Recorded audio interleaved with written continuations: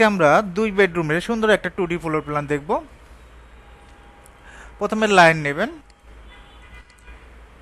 F8 লাইনটা straight করার জন্য, এদিকে 26 ফিট নেবেন। ওকে, এদিকেও আমরা 26 ফিট নিচ্ছি, সমস্যা নেই।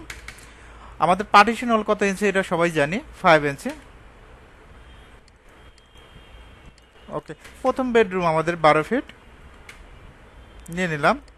5 ইঞ্চি পার্টিশন হল, ডাবল এন্টার দেবেন, অটোমেটিকভাবে ইঞ্চি আসবে। এখন যেহেতু ইঞ্চি আছে আমরা ডাবল এন্টার দেব। এদিকে আবার 12 ফিট, অফসেট 5 ইঞ্চি। তারপর টিআর লিখে ডাবল এন্টার।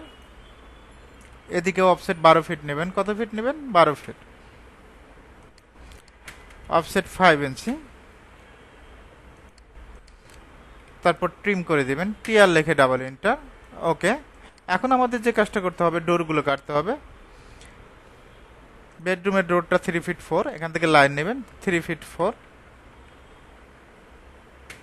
জাস্ট ক্লিক করে দেব। একইভাবে তার আগে আমাদের যে কাজটা করতে হবে, কলামগুলো বসাতে হবে। কলামগুলো আমরা দেখাই, এখান থেকে কালারটা চেঞ্জ করে দিচ্ছি। পলি লাইন নেবেন,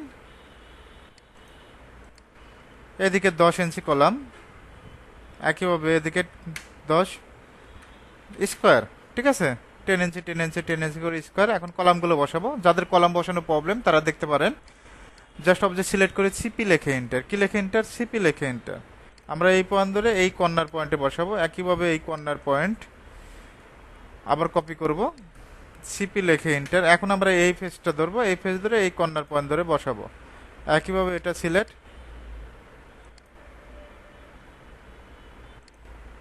কপি করব, সিপি লেখে এন্টার। সুন্দরভাবে কপি করে দিবেন। এখন ডোরটা কলাম বসানোর পর ডোর করবেন, তাহলে সুবিধা হবে। এখন এটা তো ট্রিম করে দিতে হবে। টিআর লেখে ডাবল এন্টার, সুন্দরভাবে ট্রিম করে দেব।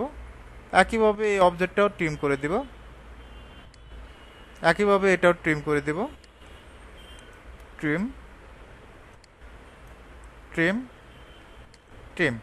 ওকে, এখন আমাদের ডোরগুলো কাটতে হবে। কালারটা এখান থেকে বাই লেয়ার করে দিচ্ছি। কলামের সাপেক্ষে আমরা 3 ফিট 4 নিচ্ছি। এদিকে জাস্ট ক্লিক করব।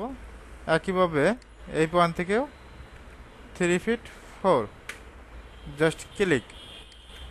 তারপর ট্রিম করে দিচ্ছি, টিআর লেখে ডাবল এন্টার। সুন্দরভাবে ট্রিম করে দিবেন। এখন আমরা জানালাগুলো বসাবো। রেক্ট্যাঙ্গেল নেবেন, আর ইসে 5 ফিট, অবশ্যই কমা, এদিকে 5 ইঞ্চি, অফসেটটা 2 ইঞ্চি। কালারটা চেঞ্জ করে দিবেন, কপি, সিপি লেখে এন্টার।